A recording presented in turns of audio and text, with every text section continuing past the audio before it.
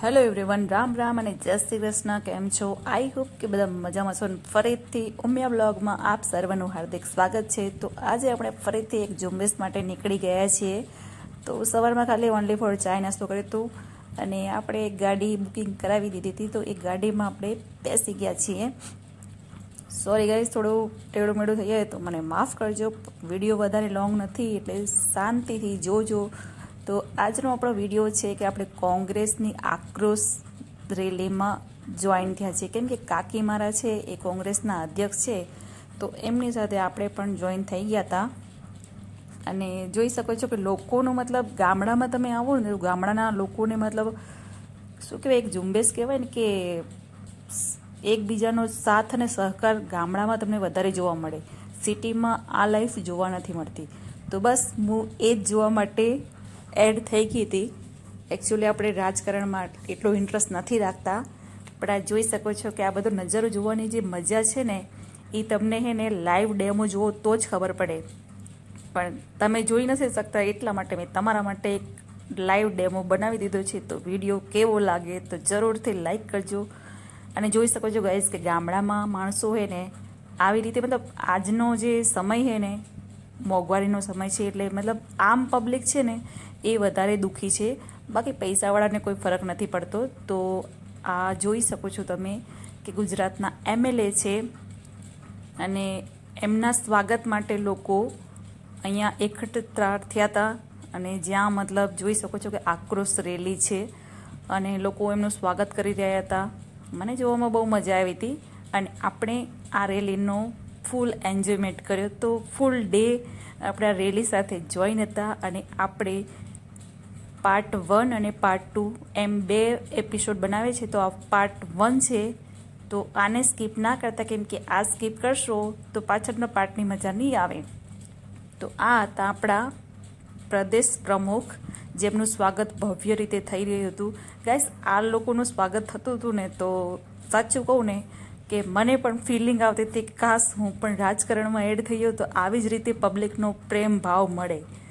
તો તમને કેવું લાગે છે કે રાજકારણમાં જવું જોઈએ કે નહીં જોઈએ? પણ મન તો છે મને પણ રાજકારણમાં જવાનું, પણ હવે ખબર નહીં, ભગવાન માતાજી અગર કરે તો આપણે જઈ શકીએ છીએ. અને નાની નાની છોકરીઓ પણ સરસ એવું સ્વાગત કરવા માટે એડ થઈ ગઈ હતી. અહીંયા જોઈ શકો છો, મતલબ પબ્લિક કેટલી બધી આમ ઉત્સાહ હતો એમને. પોલીસનો પણ બંદોબસ્ત હતો, કેમ કે આવા પોઝિશનમાં હે ને કાંઈ પણ થઈ શકે, એટલા માટે સુરક્ષા તો હોવી જ જોઈએ. હા, મારા કાકી છે.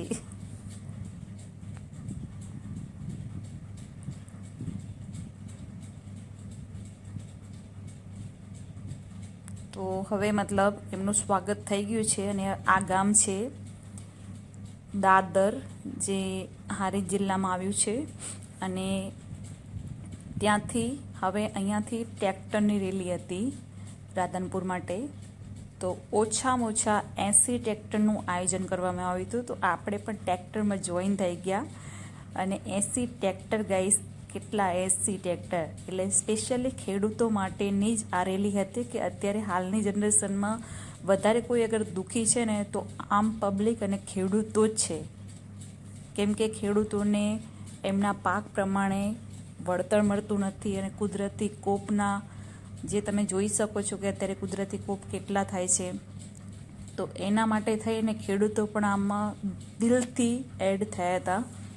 તો મને પણ બહુ ગમ્યું ટ્રેક્ટરમાં એન્જોયમેન્ટ કરવાનું. કેમ કે હું કદાચ નાની હતી ને ત્યારે મેં ટ્રેક્ટરમાં બેઠી હતી, પણ એ પછી મેં ફીલ નહોતું કર્યું. એટલે અત્યારે ટ્રેક્ટરનો એન્જોયમેન્ટ કરી લીધો મેં. બહુ મજા આવી ગઈ. અને જોઈ શકો છો કે ટ્રેક્ટર બાય ટુ બાય, અને અમે જે ગાડીમાં હતા એ ટ્રેક્ટર ફર્સ્ટ ચાલતું હતું. અને એક બસવાળા ભાઈએ પણ મને મતલબ ઈશારો કર્યો કે મારી બસ અને મારો બેયનો વિડીયો લો. તો મેં પણ એમનો થોડુંક શૂટ કરી લીધું. હવે આવે બનાસ પુલ અને અહીંયાથી અમારી રેલી આગળ જઈ રહી છે. તો જોઈ શકો છો ત્યાં એટલું ટ્રાફિક થઈ ગયું હતું ને, ટ્રેક્ટર જ ટ્રેક્ટર. પણ મજા આવી હતી ગાઈસ. તો આ છે આપણો પાર્ટ 1. અને જ્યાં જ્યાં મતલબ ગામડા આવતા હતા અહીંયા બધા જ ગામડામાં લોકો આ રેલીનું સ્વાગત